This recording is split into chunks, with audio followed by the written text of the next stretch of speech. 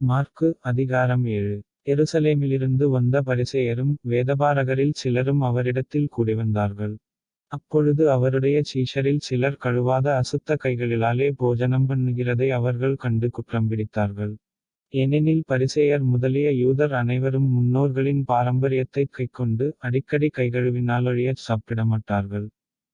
கடையிலிருந்து வரும்போதும் ஸ்நானம் பண்ணாமல் சாப்பிடமாட்டார்கள். அப்படியே செம்புகளையும் கிண்ணங்களையும் செப்புக்குடங்களையும் மனைகளையும் கழுவுகிறதுமல்லாமல் வேறு அநேக ஆசாரங்களையும் கைக்கொண்டு வருவார்கள். அப்பொழுது அந்தப் பரிசேயரும் வேதபாரகரும் அவரை நோக்கி, உம்முடைய சீஷர்கள் என் முன்னோருடைய பாரம்பரியத்தை மீறி கை கழுவாமல் சாப்பிடுகிறார்கள் என்று கேட்டார்கள். அவர்களுக்கு அவர் பிரதியுத்தரமாக, இந்த ஜனங்கள் தங்கள் உதடுகளால் என்னைக் கனம்பண்ணுகிறார்கள், அவர்கள் இருதயமோ எனக்குத் தூரமாய் விலகியிருக்கிறது என்றும். மனுஷருடைய கற்பனைகளை உபதேசங்களாகப் போதித்து வீணாய் எனக்கு ஆராதனை செய்கிறார்கள் என்றும் எழுதியிருக்கிற பிரகாரம் மாயக்காரராகிய உங்களைக் குறித்து ஏசாயா நன்றாய் தீர்க்கதரிசனம் சொல்லியிருக்கிறான். நீங்கள் தேவனுடைய கட்டளையைத் தள்ளிவிட்டு மனுஷருடைய பாரம்பரியத்தைக் கைக்கொண்டு வருகிறவர்களாய் கிண்ணங்களையும் செம்புகளையும் கழுவுகிறீர்கள் மற்றும் இப்படிப்பட்ட அநேக சடங்குகளையும் அனுசரித்து வருகிறீர்கள் என்றார். பின்னும் அவர் அவர்களை நோக்கி, நீங்கள் உங்கள் பாரம்பரியத்தைக் கைக்கொள்ளும்படிக்குத் தேவனுடைய கட்டளைகளை வியர்த்தமாக்கினது நன்றாயிருக்கிறது. எப்படியெனில், உன் தகப்பனையும் உன் தாயையும் கனம்பண்ணுவாயாக என்றும் தன் தகப்பனையாவது தாயையாவது நிந்திக்கிறவன் கொல்லப்பட வேண்டும் என்றும் மோசே சொல்லியிருக்கிறாரே. நீங்களோ, ஒருவன் தன் தகப்பனையாவது தாயையாவது நோக்கி, உனக்கு நான் செய்யும் உதவி எது உண்டோ அதைக் கொர்பான் என்னும் காணிக்கையாகக் கொடுக்கிறேன் என்று சொல்லிவிட்டால் அவனுடைய கடமை தீர்ந்தது என்று சொல்லி அவனை இனி தன் தகப்பனுக்காவது தன் தாய்க்காவது யாதொரு உதவியும் செய்ய ஒட்டாமல் நீங்கள் போதித்த உங்கள் பாரம்பரியத்தினால் தேவ வசனத்தை அவமாக்குகிறீர்கள்.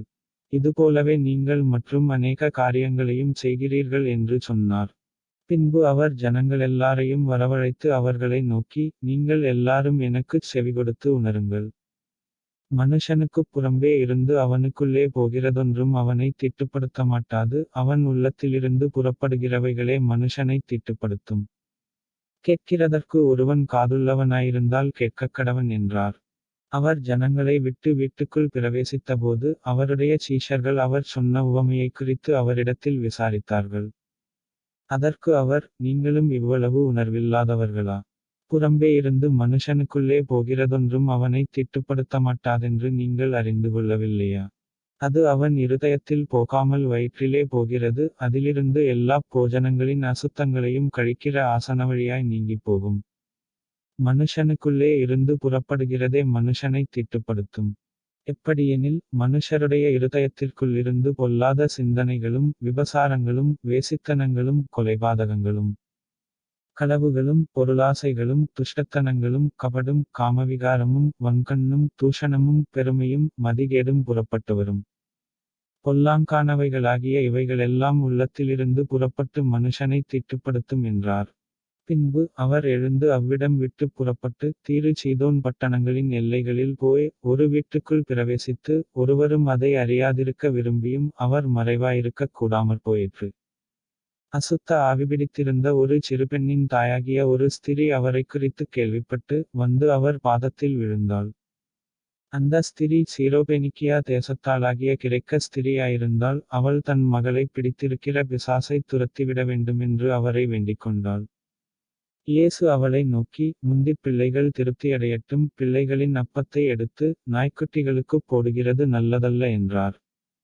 அதற்கு அவள், மேதான் ஆண்டவரே, ஆகிலும் மேஜையின் கீழிருக்கும் நாய்க்குட்டிகள் பிள்ளைகள் சிந்துகிற துணிக்கைகளைத் தின்னுமே என்றாள். அப்பொழுது அவர், நீ சொன்ன அந்த வார்த்தையினிமித்தம் போகலாம். பிசாசு உன் மகளை விட்டு நீங்கிப் போயிற்று என்றார். அவள் தன் வீட்டுக்கு வந்தபொழுது பிசாசு போய் விட்டதையும் தன் மகள் கட்டிலில் படுத்திருக்கிறதையும் கண்டாள். மறுபடியும் அவர் தீரு சீதோன் பட்டணங்களின் எல்லைகளை விட்டுப் புறப்பட்டு தெக்கப்போலியின் எல்லைகளின் வழியாய் கலிலேயாக் கடலருகே வந்தார். அங்கே கொன்னைவாயுடைய ஒரு செவிடனை அவரிடத்தில் கொண்டுவந்து அவர் தமது கையை அவன்மேல் வைக்கும்படி வேண்டிக்கொண்டார்கள். அப்பொழுது அவர் அவனை ஜனக்கூட்டத்தை விட்டு தனியே அழைத்துக் கொண்டு போய் தம்முடைய விரல்களை அவன் காதுகளில் வைத்து உமிழ்ந்து அவனுடைய நாவைத் தொட்டு வானத்தை அண்ணாந்து பார்த்து பெருமூச்சு விட்டு எப்பத்தா என்றார். அதற்குத் திறக்கப்படுவாயாக என்று அர்த்தமாம். உடனே அவனுடைய செவிகள் திறக்கப்பட்டு அவனுடைய நாவின் கட்டும் அவிழ்ந்து அவன் செவ்வையாய்ப் பேசினான். அதை ஒருவருக்கும் சொல்லவேண்டாமென்று அவர்களுக்குக் கட்டளையிட்டார். ஆகிலும் எவ்வளவு அதிகமாய் அவர்களுக்குக் கட்டளையிட்டாரோ அவ்வளவு அதிகமாய் அவர்கள் அதைப் பிரசித்தம் பண்ணி எல்லாவற்றையும் நன்றாய்ச் செய்தார். செவிடர் கேட்கவும் ஊமையர் பேசவும் பண்ணுகிறார் என்று சொல்லி மென்மேலும் ஆச்சரியப்பட்டார்கள்.